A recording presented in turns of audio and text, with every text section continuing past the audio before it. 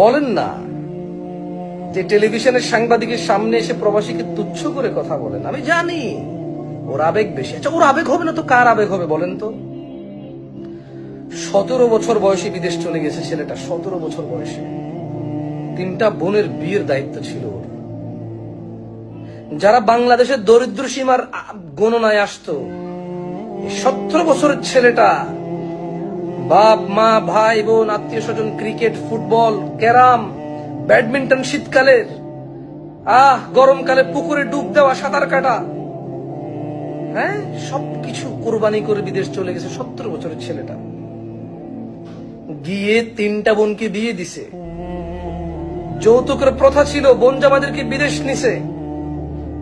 এই 3জন মানুষ বাংলাদেশের দরিদ্র সীমা থেকে মুক্তি পেয়েছে। এই 3টা মেয়ের উসিলায় 3টা স্বামী দরিদ্র সীমা থেকে মুক্তি পেয়েছে।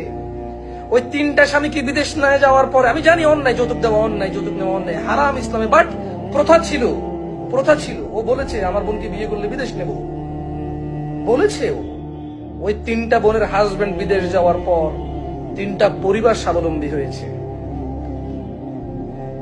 এ হলো সে প্রবাসী। ও আবেগী হবে না কে হবে? ওর জ্ঞান কতটুকু? ও আপনার সাথে আপনার মতো হ্যালো কেমন আছেন, আপনি বাংলা বলতে পারেন, একটু একটু পারেন, আমি পারি না, ও তো এভাবে বলতে পারবে না। আম লাইক এরকম বলতে পারবে না তো।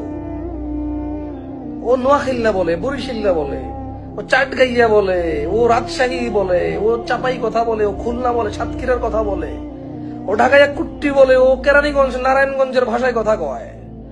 ও আপনার মতো কথা বলতে পারবে না তো। 17 বছর বয়সে বিদেশ গেছে। না, আপনার মতো ডাক্তার ইঞ্জিনিয়াররা কম বিদেশে যায়। বাংলাদেশের বহু মানুষ গিয়ে কোয়ালিফাইড হয় না। এখানকার টেকনিশিয়ান ওখানে গিয়ে টেকনিশিয়ান হয় না। এখানকার প্লাম্বার ওখানে গিয়ে প্লাম্বার হয় না। ইনফ্যাক্ট অনেক ক্ষেত্রে এখানকার ডাক্তাররা ওখানে গিয়ে ফার্মাসিস্ট হয় শুরুর দিকে, যারা আমাদের দেশে ডাক্তারি করে। আমি সবার কথা বলছি না, কেউ কেউ। বিদেশ ভিন্ন জিনিস তো, বাংলাদেশের মতো না তো।